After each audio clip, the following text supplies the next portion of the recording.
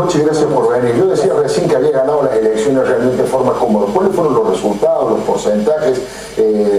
Hace muy poquito que fueron las elecciones de la Sí, fueron el 31 de julio, se presentaron 3 listas y la nuestra obtuvo el 87,9% de los votos, pero más allá de la alegría de un resultado electoral contundente, la alegría es que fue una elección sin ningún tipo de proscripciones. Nosotros como lista que reuníamos todos los requisitos, presentamos un pedido a la Junta Electoral que se habilitaran todos los candidatos de todas las listas independientemente de que no reunieran los requisitos estatutarios, y así se hizo, y los trabajadores bancarios pudieron a través del voto resolver una historia electoral que me parece que era la mejor forma de resolver la crisis institucional por la que había pasado la asociación bancaria. Le conté con la gente, usted es de la Unión Cívica Radical, pero la lista, digamos, ¿a qué orientación política, de qué partidos participan de la lista ganadora? Bueno, esto es lo más apasionante. Yo siempre digo que los bancarios somos la más acabada expresión de la contradicción política de la clase media argentina, ¿no?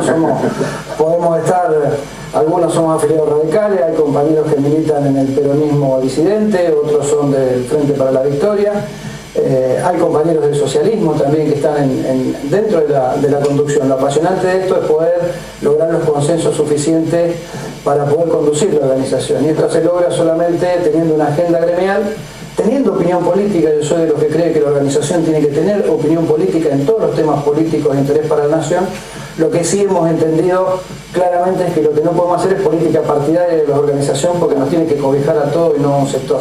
Por eso tomó distancia en algún momento de Hugo Moyano cuando él fundó su partido y cuando lo llevó más para el lado partidista, y a partir de ahora, ¿qué puede ocurrir? ¿Es factible, como dicen algunos, que después de octubre se unifiquen las centrales obreras? Sí, nosotros tomamos una distancia a partir de algunas definiciones políticas. Yo a Hugo lo respeto como dirigente sindical y creo que es un muy buen dirigente sindical. Pero no vamos ni hacia el oficialismo ni hacia un partido de oposición desde la CGT, es la casa de todos los trabajadores.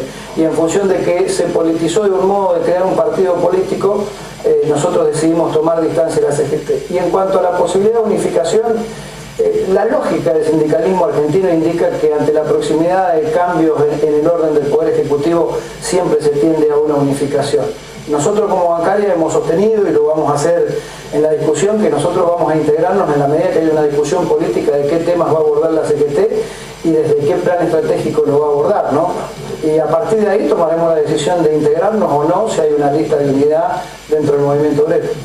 Palacio, ¿cómo impactaba en bancarios, cómo impactaba y cómo impacta ahora en bancarios el tema del impuesto al salario, el impuesto a la ganancia? He entendido que junto con petroleros, con camioneros, con algunos sectores municipales en determinados lugares como en Córdoba, el impacto realmente es muy fuerte. Sí, en la actividad nuestra impactaba virtualmente en la totalidad de los trabajadores bancarios. Nosotros tenemos hoy, después de los acuerdos salariales que se han logrado, un sueldo promedio de 14.500 pesos en la actividad. 14.500 el sueldo promedio de un bancario en la Argentina. Sí, hemos venido trayendo buenas negociaciones salariales en el último tiempo, y esto implica que un gran número de compañeros, que es el promedio, va a estar eximido de tributar el impuesto. Ahora a nosotros se nos presenta una situación, obviamente como a cualquier trabajador que está entre la franja de los 15.000 y 25.000, que la situación medio como que se retrotrae al periodo 2001, digamos, en donde se paga menos, pero sí se sigue pagando, y se nos va a provocar una distorsión en el escalafón bancario, porque vamos a tener trabajadores con responsabilidades mayores que perciban menos salarios que aquellos que no llegan a 15.000 pesos. Claro, y esta será, esto será una discusión que nos tendremos que dar también en paritaria con el sector empresario. Yo celebro, y lo digo sin ninguna culpa política, digamos, por mi filiación política, celebro que el gobierno haya escuchado el reclamo del impuesto a las ganancias. Por ahí veo también que muchos se adjudican a quién le pertenece el mérito que la presidenta haya escuchado este reclamo. Yo simplemente digo que en Soledad la Asociación Bancaria en noviembre del 2010 juntó 5.000 bancarios y fue en soledad política y en soledad gremial hacia el Congreso, marchó y llevó una serie de iniciativas que fueron recibidas para discutir este tema de impuestos a las ganancias, porque veíamos que se avanzaba cada vez más. Bienvenido sea que haya una respuesta. Creo que por ahí hay que profundizar más en una reforma tributaria, para que, por ejemplo, el IVA sobre los alimentos no exista en los sectores de menores ingresos, como pueden ser los jubilados, como pueden ser los planes sociales, y creo que esa reforma tributaria tiene que apuntar a la renta petrolera, a la renta minera. Creo que hay que incrementar el tributo al juego, que es un flagelo. Me parece que son cuestiones en las que uno tiene que acompañar esa reforma en bien de disminuir impuestos. Y también decirle que, como dije, no es que uno por venir de otro partido político sienta culpa en reconocerle a este gobierno. Yo creo que este gobierno hay que criticarlo en las cosas que hay que criticarlo, y cuando toma una medida acertada, correctamente hay que entenderlo de esta manera. Usted hablaba recién de una movilización que hicieron importante haciendo una serie de reclamos. En los últimos tiempos también hubo medidas de fuerza, paros y también movilizaciones respecto de la situación en Tucumán. ¿Cómo está la situación en estos momentos? Sí, las medidas, cuando nosotros hicimos la marcha esta en el 2010 que le comentaba, no solo tenía eso, y esto también es una crítica obviamente al gobierno, también llevaba una propuesta de reforma del sistema financiero argentino cuando la Asociación Bancaria se presentó. Esta es una ley con la que estamos vigentes en la época de la dictadura militar, y creíamos que había que cambiarla. Bueno, y trayendo como correlato estas cuestiones de la dictadura, pareciera que en Tucumán sigue existiendo visos de dictadura militar y vicios del gobierno de Bussi que alteró y no ha corregido. En esa provincia hay un organismo financiero que se llama Caja Popular de Tucumán, que despidió a 36 trabajadores injustamente después de una medida de fuerza que hicieron en defensa de su puesto de trabajo.